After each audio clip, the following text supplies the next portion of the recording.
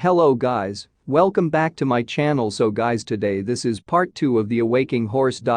She just lay on her side in her stall. She didn't move except to breathe, and her breathing was slow and heavy, as if she were dreaming heavy dreams of sadness or worry or remembering what she had loved and lost. Her stall smelled of vanilla at night and of the rich warm fetid smell of manure and horse urine in the mornings. Sometimes her tail switched in her sleep, as if she was dreaming about a pasture where the grass was long and green, the sun was strong, and there were insects flitting about in the then warm sunlight.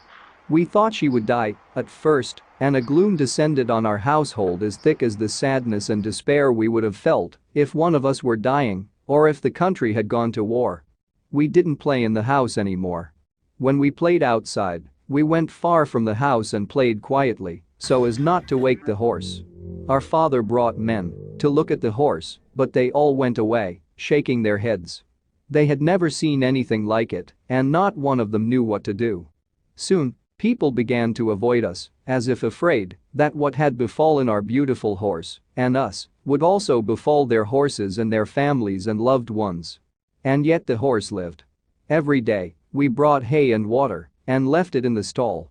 Every morning, the hay and water was gone, and there was a pile of manure in the corner of the stall. None of us ever saw her awake and stand. Her living and sleeping was a great mystery, a question for which we had no answer. And so, we lived in the shadow of her sleeping. There was no horse to pull the cart to market and no money to do the things we had been dreaming of.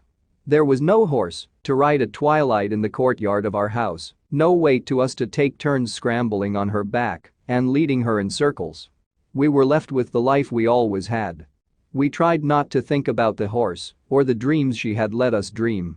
She lay in the stall in a dark corner of the barn, and we never went there other than to bring her hay and water and to muck out her stall.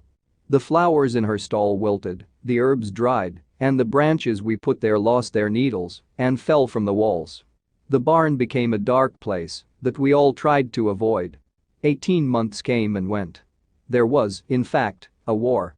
Young men donned uniforms and talked bravely about battles and guns and how the enemy was very fierce and very evil. They knew they would be brave and that the enemy would be vanquished.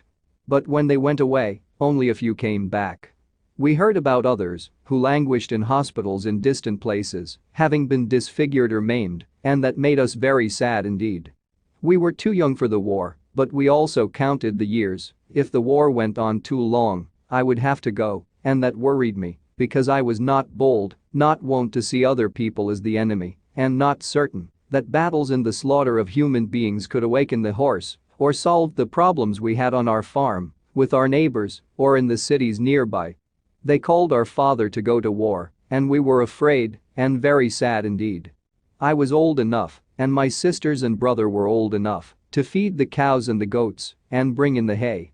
Thank you for watching. Till next time, cheers.